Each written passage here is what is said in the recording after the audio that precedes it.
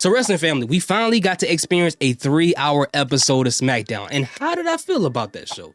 Well, I really liked the show, man. I thought it was great. And despite the cash in, we're going to put the cash in to the side because I loved it. I was excited about it. I'm still excited about it. But we'll talk about that in a few minutes. But the show in itself, the fact that it was 3 hours long and it did not feel like 3 hours, that's great. That's great pacing. I felt the segments were in the right spots. The matches were great. So many things made it great. And here's the thing.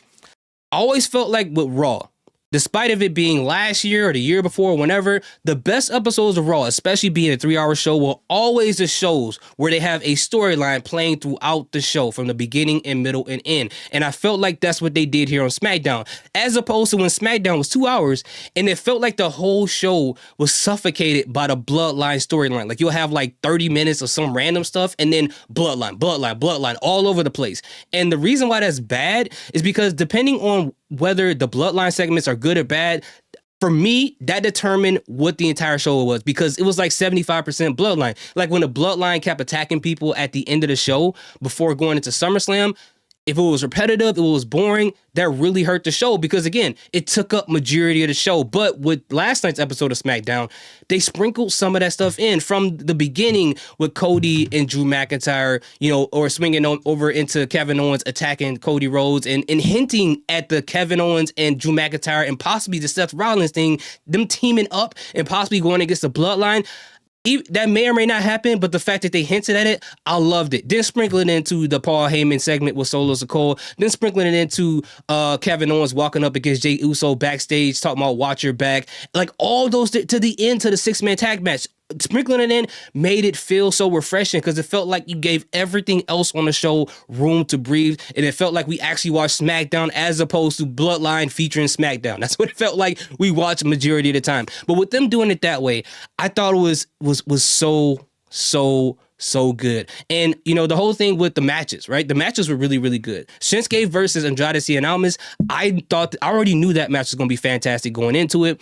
And they put on a banger. And I was glad that they brought back LA Knight because a lot of people thought that maybe he did something wrong. Maybe he's buried, all these different random things that people say all the time. But to see him come back and come after Shinsuke Nakamura at the end of that match really showed these people, hey, he's not going. Guys, relax. Wait for the storyline to play out a little bit. I know you guys get tired of hearing people say that, but LA Knight hasn't been going that long, okay? He just lost the title not even a month ago. So we got to just let this stuff play out. And it's great that they're going to swing that back around to him. But they do need to bring some people up from NXT up to SmackDown or pull somebody from Raw to give that mid-card a little bit more, they need to buff it up a little bit more, right? The match between DIY and the Motor City Machine Guns, two of my favorite tag teams of all time, I thought it was a great match. I know a lot of people feel like the match was repetitive, but the only time that I don't care about a repetitive match is if they do something, which we'll talk about later on with the Tiffany Stratton situation, if they do something new to try to forward some storylines or try to help out other people involved in that division. And that's what they did last night. We got a really good match between those two teams. I really loved it.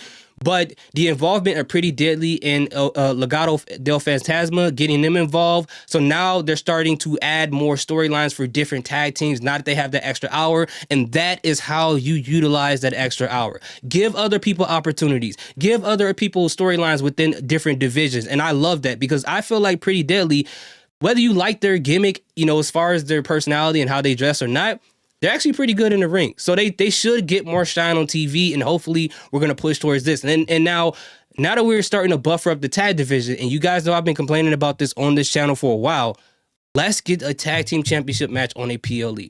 Let's do that. Let's please do that next, because they couldn't even make it on a Saturday Night Main Event. And that was a diet PLE. So please, give them a tag team title match. And I'm not talking about Pretty Deadly, just whoever on Royal Rumble, because I'll be there and I would love to see a tag team title match. But I thought that was a great thing as well. Also, the segment between Paul Heyman and Solo Sikoa, it was very interesting. Paul Heyman, he came out, he was just talking all tough, making promises that Roman Reigns was going to win on Monday Night Raw. And Solo came out, and Paul Heyman's whole personality changed. He was spooked. He was getting PTSD. He remembered when he got powerbombed through the table. And when Solo told him, hey, you're going to owe me a favor, just like he owed CM Punk. I need someone trustworthy to hold the Ula Fala. So if Roman Reigns win the match, you could put the Ula Fala on him, and I'll call him Tribal Chief. And he said, when I win, and I will, You would have to put the Ulafala on me and make Roman Reigns call me the tribal chief, which I think we all believe that Solo is not going to win that match. But if there's some way, somehow, a way for Solo to win that match, if the Rock, because the Rock's going to be there. So if he gets involved one way or another to cost Roman the Ulafala and have him call Solo the tribal chief, that would be crazy. That would be crazy. But I feel like that if Solo does win that match, I feel like the Rock's going to come in. He's going to take the Ulafala, put it on himself, and have Roman Reigns call The Rock the tribal chief, just to kind of like flex his muscle on Solo. Like, hey, I'm the final boss. You know what I'm saying? Who do you think you are? Give me that Ulafala. You gonna kneel down to me. And Roman's, I'm the tribal chief now. And maybe that'll build up the match between Roman and The Rock at WrestleMania, because WrestleMania, is right around the corner. So why not build up to that? So let's just talk about the next thing.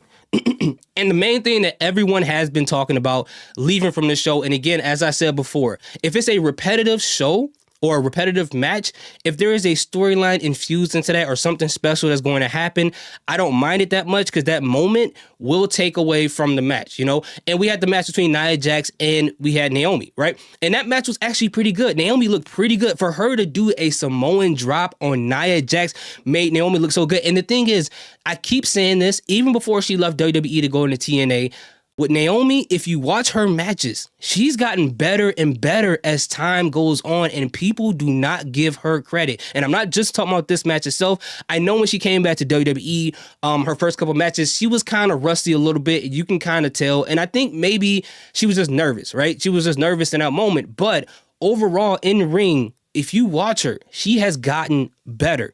And she's done tremendous work in the ring. And I don't think anyone believed she was going to win this match. It wouldn't have made any sense at all.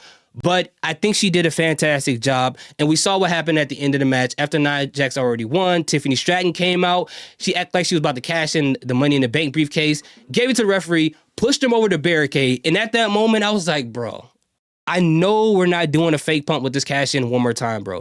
Like, if she do this one more time, if she's at Royal Rumble, I'm going to take that briefcase from her and cash it in myself, okay? I'm going to go to jail, but I'm going to cash it in for her, because this whole fake cash-in stuff is getting bad. And if we would have went through one more month of this, it would have kind of taken me out of the moment. Kind of. Not all the way taking me out the moment when she does cash in. But for that to happen and seemingly to help Nia Jax in that moment and help her win that match, it was like, all right, okay, well, what are you doing now? What are we going to do now? Because there's nothing else they can build. The story has already been told. Nia Jax is bullying Tiffany Stratton, and Candice LeRae is one of the mean girls. So what else can happen here? Triple H, your long-term stories is getting stale, right? You got to stop doing this.